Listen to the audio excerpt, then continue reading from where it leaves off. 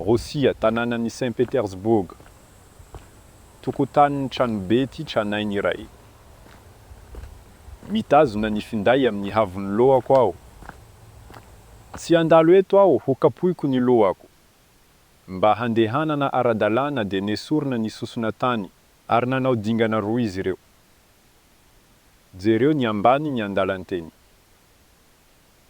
Varavarana roa amin'ny rindrina eo amin'ny andaniny, roa amin'ny lalantsara. Mila midina amin'ny tohatamaky ny amin'ny vavarana koa ianao. Misy dingana roa midiny ity varavarana ity. Misy dingana roa koa ny varavarana iray hafa. Izany tokoa ve no hevitry le mpanao maritrano nanorina ny trano? Mamorona andalan-tsoratra ambany mahasosotra misy dingana. Eto ny havon'ny asfalta, ireto ny dingana. Ity misy be velo mba sy ho tapaka ny lohanao. Tetikasa aza-javakanto mahavariano an'ireny vohitry ny fanjakana Rosiana. Milaza ny mpaitantara fa toy izany nanorenan'izy ireo azy io. Sy hain'izy eo anefa ny antony. Andeha hojerensika ny rindrin'ny trano eo akaikin'io andalana io. Mahita varavarana misokatra izay. Norako fanahara ato vi. Ny tompon'ny trano dia sy nahita saina tamin'ny varavarankely ambany toy izany. Napetraka eto ny varavarankely moderna misy glasy roa. Misy varavarankely misy glasy roa koa eto.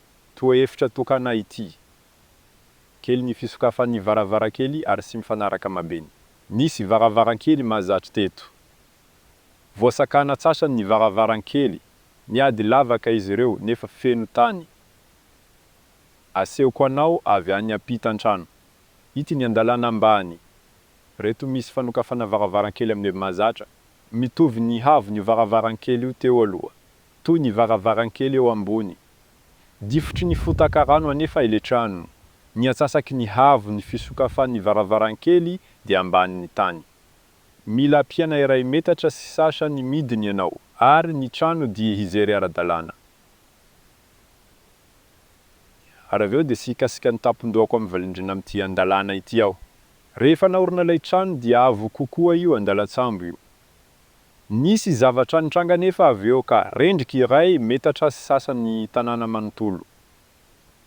Tsy afaka nandavaka ny zavadrehetra hatramin'ny ambaratonga teo alohan'ny olona. Be dia be ny asa.